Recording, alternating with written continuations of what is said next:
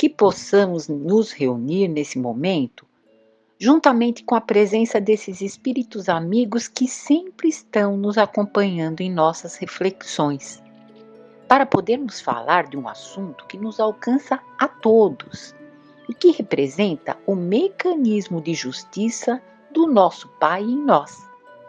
Estamos aqui falando de 3 mecanismos: o remorso, o arrependimento e a reparação. E para iniciar, vamos à leitura daquela passagem de Lucas, que está relatada no capítulo 27 do Evangelho segundo o Espiritismo. Pedi e obtereis. Vamos lá então. E propôs também esta parábola a uns que confiavam em si mesmos como se fossem justos e desprezavam os outros. Subiram 2 homens ao templo a fazer oração, um fariseu e outro publicano. O fariseu, posto em pé, orava lá no seu interior dessa forma: graças te dou, meu Deus, porque não sou como os demais homens, que são uns ladrões, uns injustos, uns adúlteros, como é também este publicano. Jejuo 2 vezes na semana, pago o dízimo de tudo que tenho. O publicano, pelo contrário, posto lá de longe, não ousava nem ainda levantar os olhos ao céu, mas batia no peito dizendo: meu Deus, sê propício a mim, pecador. Digo-vos que este voltou justificado para a sua casa, e não o outro. Porque todo que se exalta será humilhado, e todo que se humilha será exaltado. Ao longo das nossas encarnações, nós nos acostumamos a formas mais simples de remorso e arrependimento. Então, o remorso sempre se refere a uma ação infeliz que praticamos contra alguém no passado. E aí, aquilo começa a nos incomodar no presente, e com frases do tipo: eu não devia ter feito isso, eu mereço sofrer, e pode até criar algumas punições pessoais. As pessoas então começam a se consolar, pedem para o que errou para que ele erga a cabeça, e isso parece apaziguar a consciência do culpado. Lembrando aqui que por muitos séculos nós fomos nos eximindo de nossas culpas, relatando nossas ações equivocadas a terceiros, para que pudéssemos obter o perdão de Deus. Como se dessa forma ficássemos isentos de culpa, podendo errar novamente. E aqui nós vamos à questão do 621 do Livro dos Espíritos, em que Kardec vai perguntar aos espíritos: onde está escrita a lei de Deus? E os espíritos vão responder: na consciência. Nós negligenciávamos as leis de Deus que estão na nossa consciência, relatando nossas faltas a terceiros, como se isso nos liberasse das culpas. Então, o remorso se extinguia de nós quando prestássemos conta aos outros de nossas ações equivocadas e sem qualquer forma de reparação. O fato de eu relatar meu erro a terceiros já me eximia de qualquer peso na consciência. Aqui a minha sensibilização ainda não é verdadeira. Geralmente quem está em remorso é alguém que foi evidenciado em erro e acredita que, tendo sido visto, deve mostrar tristeza e inconformação para sensibilizar o outro. É uma espécie de representação social, portanto, é algo ainda externo. Mas, de qualquer forma, o remorso já vai denotar um certo progresso do espírito. Aquela atitude equivocada que ele tomou já começa a incomodar a sua consciência. O arrependimento não, ele já é diferente. Ele só vem com humildade. É a nossa autovigilância, ele é interno. É o nosso eu não querendo repetir aquela ação novamente, porque ela me incomoda, me desestrutura. Outra situação que caracteriza o arrependimento é a empatia com o outro, quer dizer, estou me colocando no lugar da pessoa que eu prejudiquei. Estou me sensibilizando pela dor dela, porque estou tentando sentir em mim a dor que ela está passando.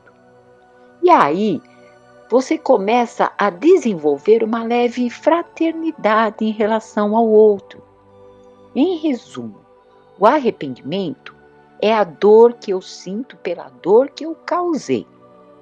Mas eu só posso sentir essa dor em mim se eu tiver a consciência da dor que eu causei ao outro.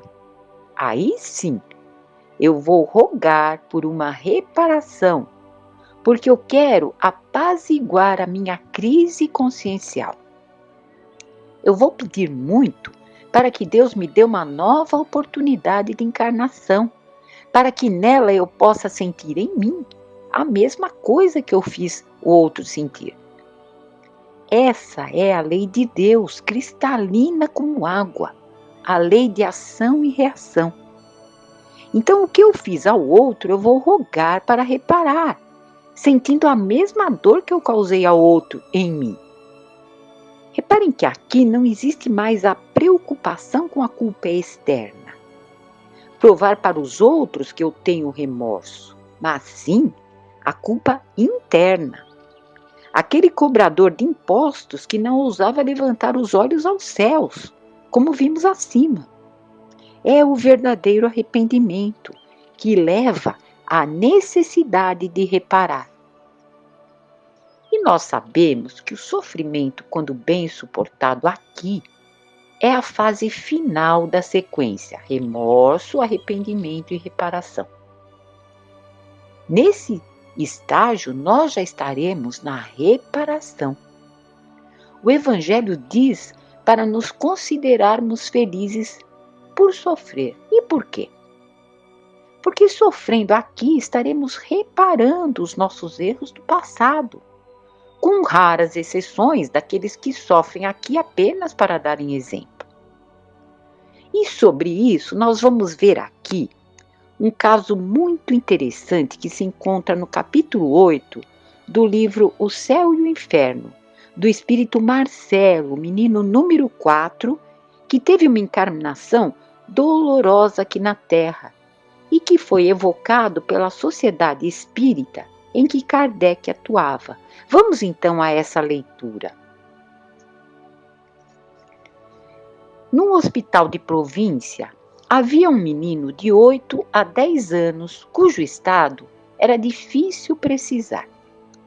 Designavam-no pelo número 4, inteiramente contorcido, já pela sua deformidade inata, já pela doença, as pernas se torciam, roçando pelo pescoço, num estado de tal magreza que eram pele e ossos. O corpo, uma chaga, os sofrimentos atrozes. Era oriundo de uma família israelita.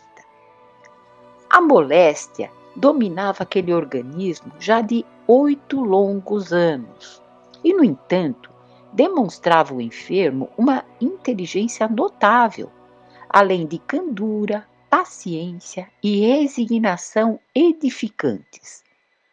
O médico que o assistia, cheio de compaixão pelo pobre um tanto abandonado, visto que seus parentes pouco o visitavam, tomou por ele certo interesse.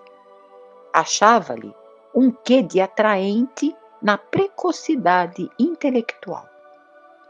Assim, não só o tratava com bondade, como fazia leituras quando as ocupações lhe permitia, e se admirava do seu critério na apreciação das coisas, a seu ver superiores à compreensão da sua idade. Um dia, disse-lhe o menino: Doutor, tenha a bondade de me dar ainda uma vez aquelas pílulas ultimamente receitadas. Para quê? Replicou-lhe o médico. Se já lhe ministrei o suficiente e maior quantidade, pode fazer-lhe mal. É que eu sofro tanto que dificilmente posso orar a Deus para que me dê forças, pois não quero incomodar os outros enfermos que aqui estão. Essas pílulas fazem-me dormir e, ao menos quando durmo, a ninguém incomodo. Aqui está quanto basta para demonstrar a grandeza dessa alma encerrada num corpo informe. Onde teria ido essa criança a aurir esses sentimentos? Certamente não foi no meio em que se educou, além de que, na idade em que principiou a sofrer, não possuía sequer o raciocínio. Tais sentimentos eram-lhe inatos. Mas então, por que se via condenado ao sofrimento, admitindo-se que Deus houvesse concomitantemente criado uma alma assim tão nobre e aquele mísero corpo instrumento dos suplícios? É preciso negar a bondade de Deus, ou então admitir a anterioridade de causa, isto é, a pré-existência da alma e a pluralidade das existências. Os últimos pensamentos daquela criança ao desencarnar foram para Deus e para o caridoso médico que dela se condoeu. Decorrido algum tempo, foi o seu espírito evocado na Sociedade de Paris e deu a seguinte comunicação: a vosso chamado vim fazer com que minha voz se estenda para além desse círculo, tocando todos os corações. Oxalá seu eco se faça ouvir na solidão e lhes lembre que as agonias da terra têm por premissas as alegrias do céu, que o martírio não é mais do que a casca de um fruto deleitável, dando coragem e resignação. Essa voz lhes dirá que, sobre o catre da miséria, estão os enviados do Senhor, cuja missão consiste na exemplificação de que não há dor insuperável, desde que tenhamos o auxílio do Onipotente e dos seus bons espíritos. Essa voz lhes fará ouvir lamentações de mistura com preces, para que lhes compreendam a harmonia piedosa, bem diferentes da de outros coros de blasfêmias. Um dos vossos bons espíritos, grande apóstolo do Espiritismo, cedeu-me o seu lugar por essa noite. Por minha vez, também me compete dizer alguma coisa acerca do progresso da vossa doutrina, que deve auxiliar aqueles que entre vós encarnam para ensinar a sofrer. O Espiritismo será a pedra de toque. Os padecentes terão o exemplo e a palavra. E então as imprecações se transformarão em gritos de alegria e lágrimas de contentamento.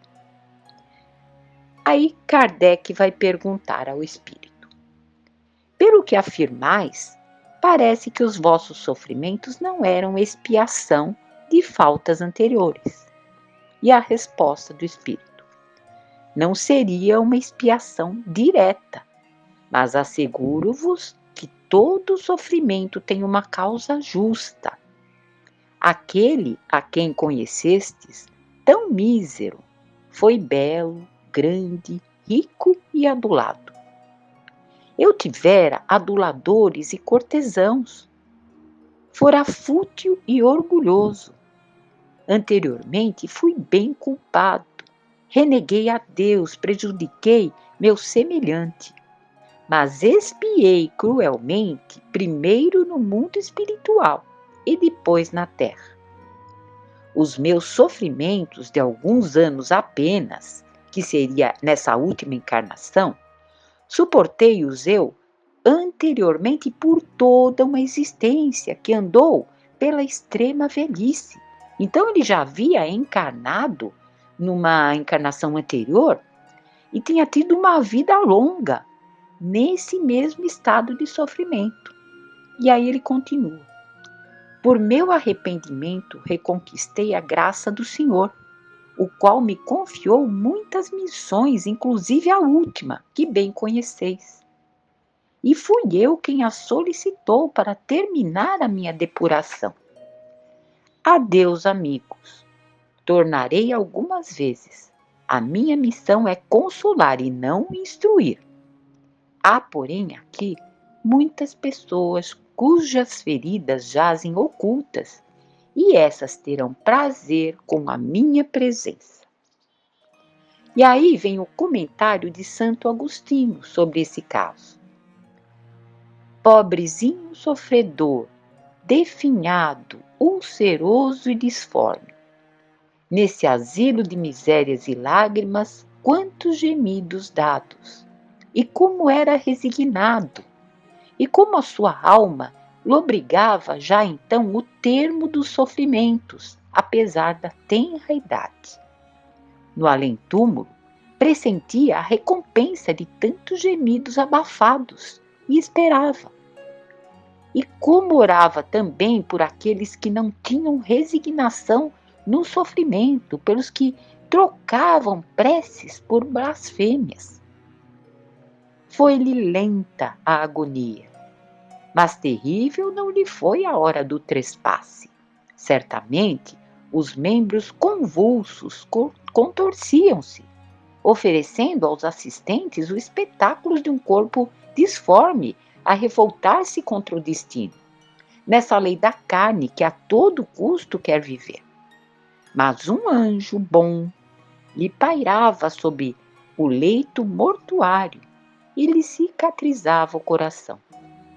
Depois esse anjo arrebatou nas asas brancas essa alma tão bela a escapar-se de tão horripilante corpo, e foram essas as palavras pronunciadas: Glória a vós, Senhor meu Deus. E a alma subiu ao Todo-Poderoso, feliz, e exclamou: Eis-me aqui, Senhor. Deste-me por missão exemplificar o sofrimento. Terei suportado dignamente a provação? Hoje, o espírito da pobre criança sobressai, paira no espaço, vai do fraco ao humilde e a todos diz: esperança e coragem. Repetindo, esperança e coragem. Livre de todas as impurezas da matéria, ele aí está junto de vós a falar-vos, a dizer-vos, não mais com essa voz fraca e lastimosa, porém agora firme. Todos que me observaram viram que a criança não murmurava. Auriram, naquele exemplo, a calma para os seus males e seus corações se tonificaram na suave confiança em Deus, que outro não era o fim da minha curta passagem pela terra. Bom, como pudemos notar, esse espírito já havia expiado seus erros em uma extensa e dolorosa encarnação anterior e de forma resignada. Voltou à terra dessa vez numa curta experiência para dar testemunho a todos nós do quanto vale sofrer de forma resignada, paciente e da alegria que nos aguarda a todos quando suportamos nossas dores sem queixa. Portanto, o caminho é sempre esse: o remorso diante de situações equivocadas, depois o despertar da consciência para um arrependimento sincero, e esse despertar vai nos levar ao pedido de uma reparação. A justiça de Deus, portanto, ela é infalível para todos nós. Suportemos nossas dores, até com alegria, por que não? Na certeza da felicidade que nos aguarda. Pai nosso que estais no céu, santificado seja o vosso nome. Venha a nós o vosso reino e seja feita a vossa vontade, assim na terra como no céu. O pão nosso de cada dia nos dai hoje, Senhor. Perdoai as nossas dívidas, assim como perdoamos aos nossos devedores. Não nos deixeis cair em tentações, mas livrai-nos de todo o mal. Muita paz a todos e até uma próxima oportunidade. Que assim seja.